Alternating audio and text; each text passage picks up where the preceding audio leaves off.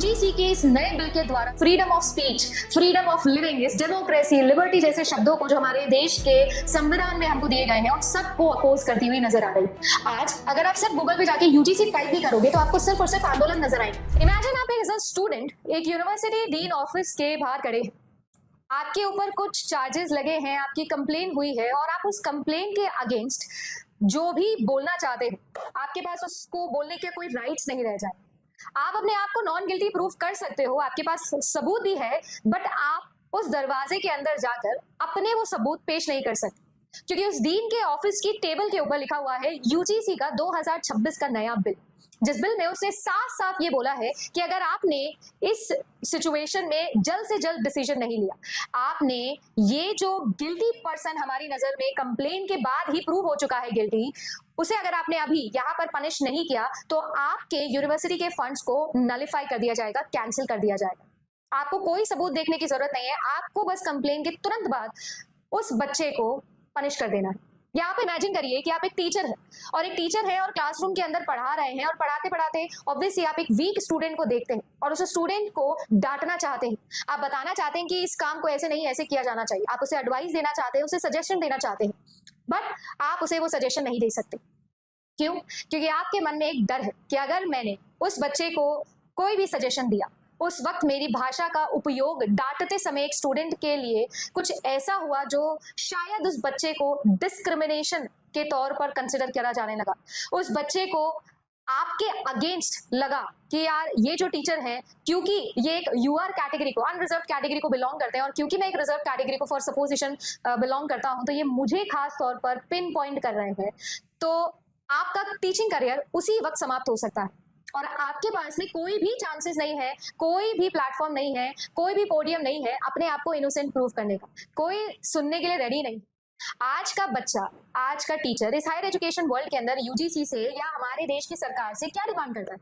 वो अच्छे qualified teachers demand करता है। वो डिमांड करता है कि उसके पास में एक ऐसा कैंपस हो जहां पर वो ना सिर्फ फिजिकल रूप के अंदर सेटिस्फाइड रहे पर मेंटल रूप के ऊपर भी सेटिस्फाइड रहे। वो क्या डिमांड करता है कि उसके पास में इक्वल अपॉर्चुनिटीज हो, उसके पास में ये चांसेस हो कि वो कुछ अच्छा सीखे, कुछ अच्छा अप्लाई करे और एक अच्छी जॉब सिक्योर कर सके। क्या ये सारी चीजें कोई बड़ी डिमांड है जो हम हमारी सरकार के सामने रख रहे हैं? मुझे नहीं लगता कि इससे कुछ भी बड़ा है, बट शायद हमारी सरकार या यूजीसी के इस नए बिल के द्वारा जो हमारे सामने रखी जा रही है सिचुएशंस, वो शायद इस freedom of speech, freedom of living, इस डेमोक्रेसी, लिबर्टी जैसे शब्दों को जो हमारे देश के संविधान में हमको दिए गए हैं उन सबको अपोज करती हुई नजर आ रही है। और इसी वजह से इस मुद्दे के ऊपर आप बच्चों के अंदर इतना आक्रोश देख रहे हैं। आज अगर आप सिर्फ गूगल पे जाके यूजीसी टाइप भी करोगे तो आपको सिर्फ और सिर्फ आंदोलन नजर आएंगे जो यूनिवर्सिटीज के बाहर ढेरों बच्चों ने जो है वो किया हुआ, और शायद इस बार मैं उनके साथ, मैं उन मानती हूं कि ये बिल्कुल सही है। आज मैं आप लोगों को 10 मिनट के अंदर वो सिचुएशन बताने वाली हूं जिस पर मुझे लगता है कि मेरे जैसे सभी टीचर्स को अपना ओपिनियन देना चाहिए और आप सभी स्टूडेंट्स को या आप में से जो भी लोग इस वीडियो को देख रहे हैं उन सबको अपना ओपिनियन जरूर लिखना चाहिए, कमेंट सेक्शन में डिस्कशन करना चाहिए इस पॉइंट के ऊपर। हम लोग जेआरएफ अड्डा पे यूजीसी नेट एग्जामिनेशन की तैयारी करते हैं। UGC net examination minimum eligibility criteria होता है असिस्टेंट प्रोफेसर बनने का, पीएचडी एंट्रेंसेस का, यानी हायर एजुकेशन का, हमारे देश का भविष्य डिसाइड करने वाला ये एक सिंगल हैंडेड एग्जाम है जो सभी के सभी नॉन टेक्निकल सब्जेक्ट्स के अंदर आपको असिस्टेंट प्रोफेसर बनने के लिए एलिजिबल बना रहा है। पर इस एलिजिबिलिटी टेस्ट के अंदर ये एलिजिबिलिटी तो थी नहीं कि आप जैसे ही सिलेक्शन ले लीजिए, जैसे ही आप स्टूडेंट बन जाते हैं, हायर एजुकेशन के अंदर चले जाते हैं, आपको अपने मुंह जो है वो सिल लेना है, आपको चुप हो जाना है, आपको कुछ नहीं बोलना है, क्योंकि आप जैसे ही बोलेंगे और अगर आपकी कंप्लेन कहीं पर कर दी जाती है तो उस कंप्लेन के अगेंस्ट अपने आप को इनोसेंट, नॉन गिल्टी प्रूव करने के लिए आपके पास में कोई पैरामीटर नहीं होगा।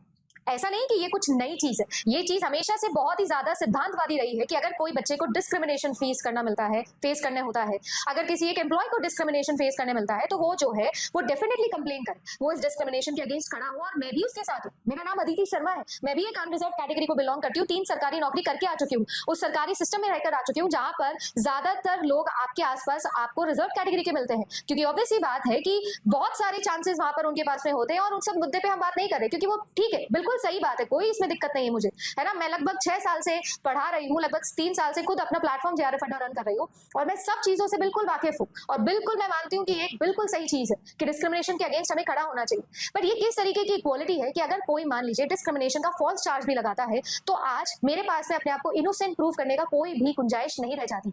कुछ ऐसा ही हुआ है यूजीसी के नए बिल के अंदर। ये क्लॉस्ट्रोफोबिक सिचुएशन क्रिएट करी है 13 जनवरी 2026 को यूजीसी के नए बिल, जो कि 2012 के बिल को टोटल नलिफाई कर करना। मेजर अगर मैं बात करूं तो 5 ऐसी बड़ी चीजें जो यहाँ पर चेंज की गई है। सबसे पहले तो अगर आप सभी लोग नोटिस करोगे तो वन साइडेड रूल निकाल दिया गया है, यानी कि अगर कोई भी रिजर्व कैंडिडेट बच्चा है वो अगर किसी भी डिस्क्रिमिनेशन चार्जेस को कंप्लेन के तौर पर रजिस्टर करता है, अगर उस कंप्लेन को आपने जल्द से जल्द रिजॉल्व नहीं किया तो आपकी यूनिवर्सिटी के ऊपर जो है वो सरकार ने एक सिचुएशन डाल दी कि आपके फंड्स कैंसिल कर दिए जाएंगे, आपको जल्द से जल्द जो है वो पनिश करना है।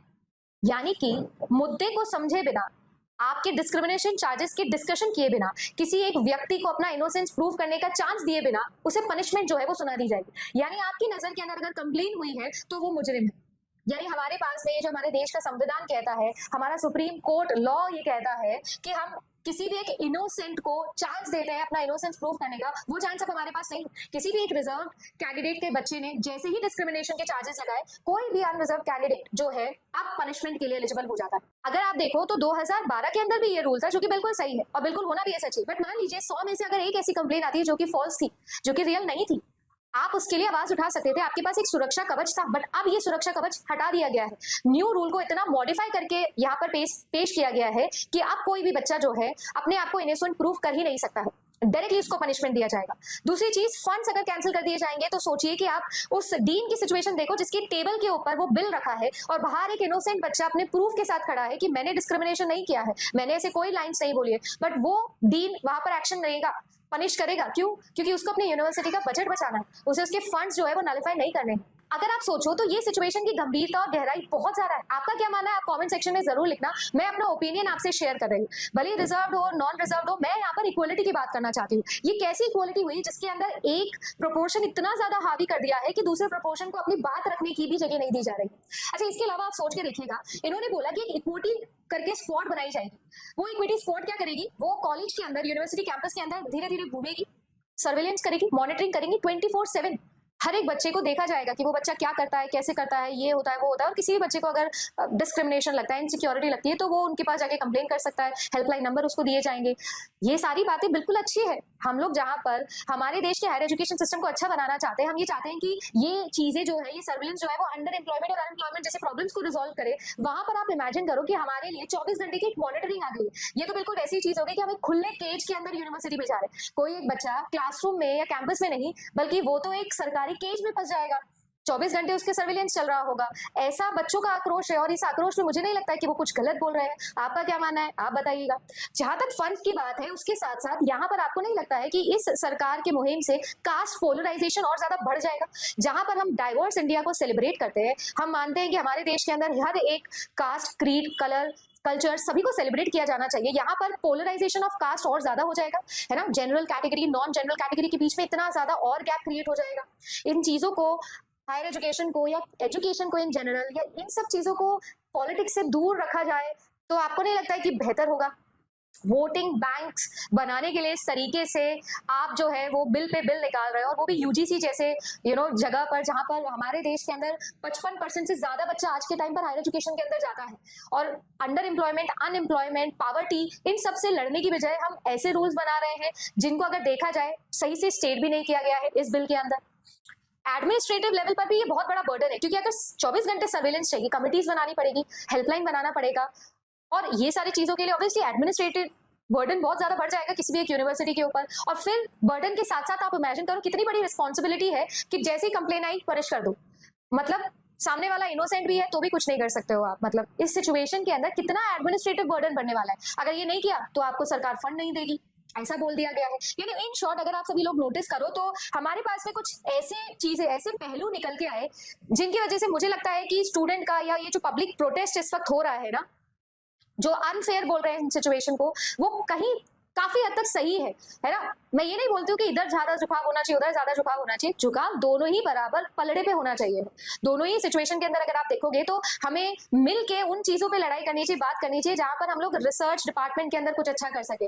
आज के टाइम पर मैं खुद, क्योंकि यूजीसी नेट से रिलेटेड हूँ, मेरे पास में हर रोज अगर 10 बच्चे आते हैं ना, उनमें से 9 बच्चे ये पूछने आते हैं कि मैम फॉरेन यूनिवर्सिटी में जाके पीएचडी कैसे करनी है। कोई बच्चा इंडिया में रहना ही नहीं चाहता है। हायर एजुकेशन पे भी यही सिचुएशन है।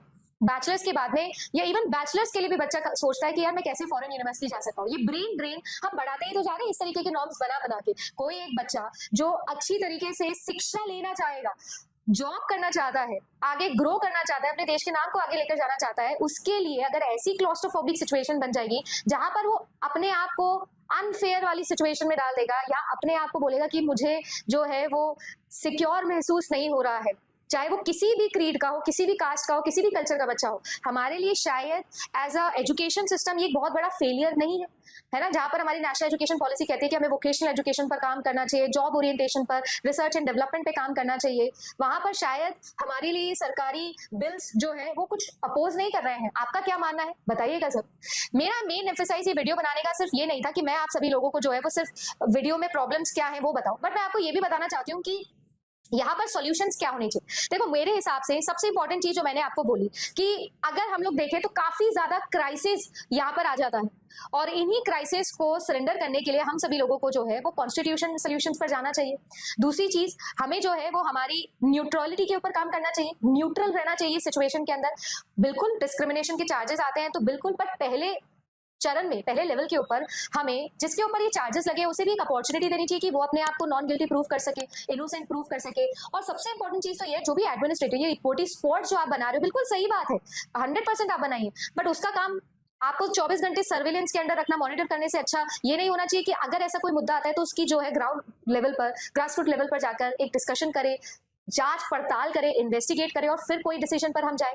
ये क्लासरूम को कोर्ट रूम में बदलने की जगह अगर हम सभी लोग ये सोचें कि ये डर, ये इनसिक्योरिटी ना सिर्फ reserve candidate but non reserve candidate, teachers, employees, team सभी के फ्रंट पे जो है उसे एलिमिनेट करने पर काम किया जाना चाहिए।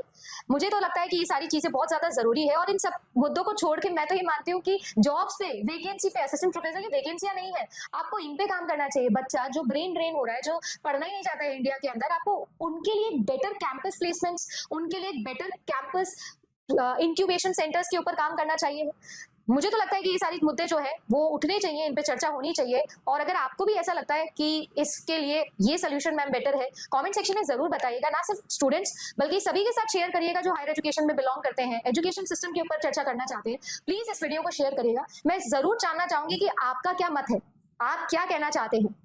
न्यूट्रलिटी या इक्वलिटी हर जगह होनी चाहिए, जिसकी गलती है उसे पनिश किया जाना चाहिए, बट अगर गलती नहीं है, 100 में से एक केस ऐसा आता है कि गलती नहीं है, तो उसे भी तो अपना इनोसेंस प्रूफ करने का चांस दिया जाना चाहिए। आपको क्या लगता है कमेंट सेक्शन में जरूर बताइएगा। मैं जरूर लेकर आऊंगी इस मुद्दे पर, इस बिल पर अगर और कोई चर्चा होती है तो मैं जरूर अगला वीडियो लेकर आऊंगी। चैनल पर नए हैं तो चैनल को सब्सक्राइब करिएगा, क्योंकि मेरा मोटिव सिर्फ ये नहीं है कि मैं आपको यूनिट्स पढ़ा दूं, सब्जेक्ट पढ़ा दूं। मेरा मोटिव ये है कि हम अगर आज एजुकेशन सिस्टम पर बात कर रहे हैं, क्योंकि हम यूजीसी नेट जैसे एग्जामिनेशन की तैयारियां कर रहे हैं, तो हम अपनी ओपिनियन रखें, हम आपसे भी सीखें, हम आपको कुछ अपने ओपिनियन से बता सके और ये मुद्दा जो है वो एक्चुअल लेवल पर डिस्कस हो सके, राइट। बाकी सारी चीजें जो है वो बेबुनियाद है, एक्चुअल तो यही मुद्दा है, कहाँ जा रहा है देश का एजुकेशन सिस्टम, बताइएगा जरूर।